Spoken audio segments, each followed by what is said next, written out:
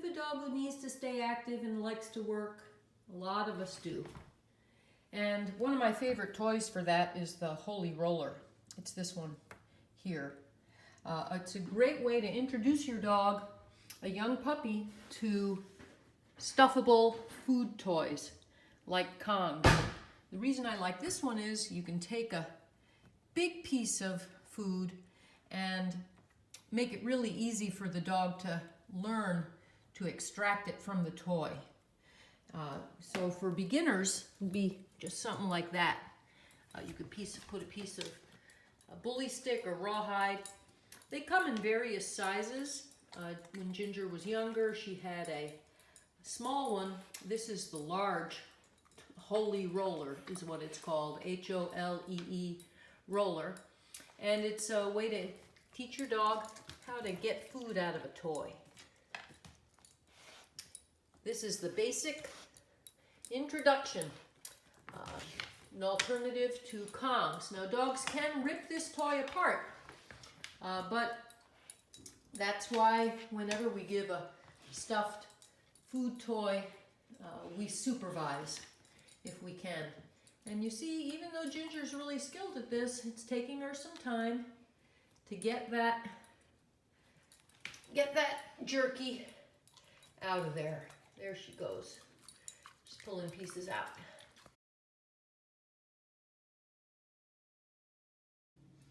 There are a lot of stuffable food options that you can use.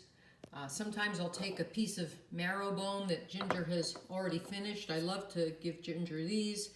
I usually take out most of the marrow, but I look for bones that have a lot of meat on them. Now they can, if your dog's an aggressive chewer, you need to be careful with toys because they can chew little pieces of the bone off. But this is one that we really like, and sometimes I'll put some wet canned food in the bone. This is a Kong. This is the black one, the Kong Extreme, because Ginger does chew a lot and a little bit hard on toys. So this black one is extra durable. Sometimes I'll give her a cow hoof. She likes these. You can see though how she's chewed off little bits. These can get a little smelly, but another thing I do is sometimes I stick some Natural Balance or some other soft treat. I shove it into the tip of the cow hoof to make it last a little bit longer. I just stick the food way down inside there, and it makes the toy last a little longer. This one's called a Smash. What's it called? It's called the Monster Ball. And with all of these stuffable toys, you need to have an extra air hole in the back because you don't want the suction to be so intense that your dog's tongue can get stuck in there. This is a more, this is well used. You can see this is the Kong Wobbler, one of our favorites. It unscrews, you put food inside, and the dog knocks it around and gets the food out. One of the most common and best toys, I think, is the Kong toy. This one is the extreme version, black, harder rubber for dogs that are aggressive chewers like Ginger. And what you do when you're introducing your dog to the Kong is you just want to make sure you fill it up really well with a lot of stuff so that, put some hot dogs and cheese as well in there.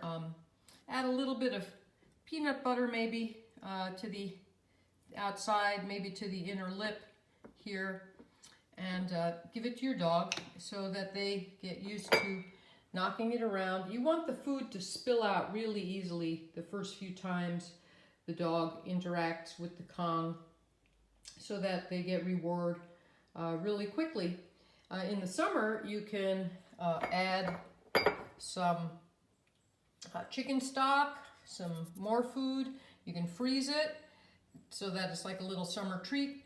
And you can also, as the dog gets more sophisticated with the Kong, use pieces of jerky and other things that you stick in there that make it harder for the food to come out. So here you go, Ginger. Now she's, yeah, so she's licking the outside, and she's going to knock it around. Oh, there you go. Well, she got a lot of food out of there, and, well, that's going to be her meal, part of her meal for this evening, so I won't feed her so much. When you're using the peanut butter, by the way, make sure you get a good natural brand. I prefer creamy, and don't get anything that has xylitol in it, because that's bad for dogs.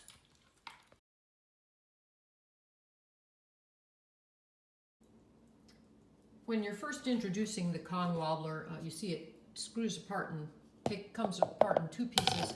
You want to introduce the dog to it so that there's a lot of success, and so that they get used to this strange object that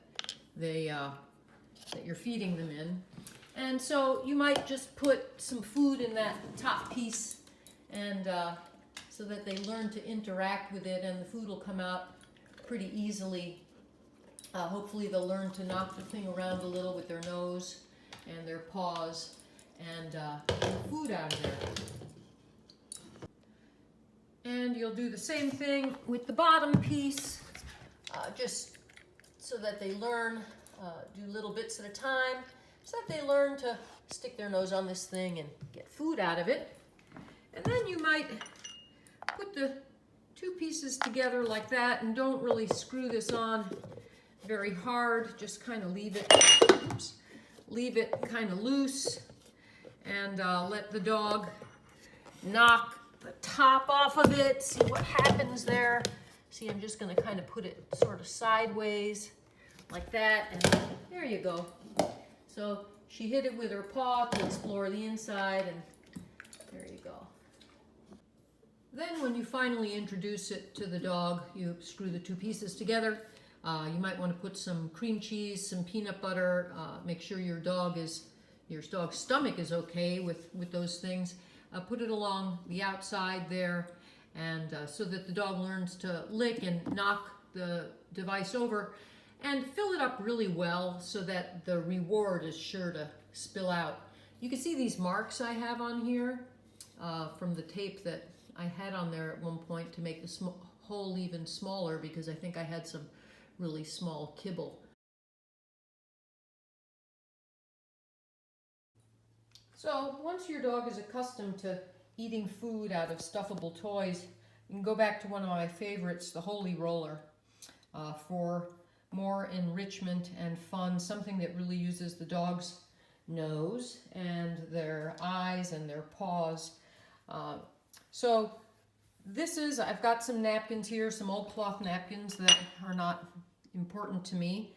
I'm going to put some food in there, and I'm going to just kind of gently wrap it. I'm not going to make this difficult at all for the dog at the beginning. And I'm just going to stick this napkin in here. The food, you can see, is pretty accessible in here. And I just want the dog to learn that if they pull on the napkin,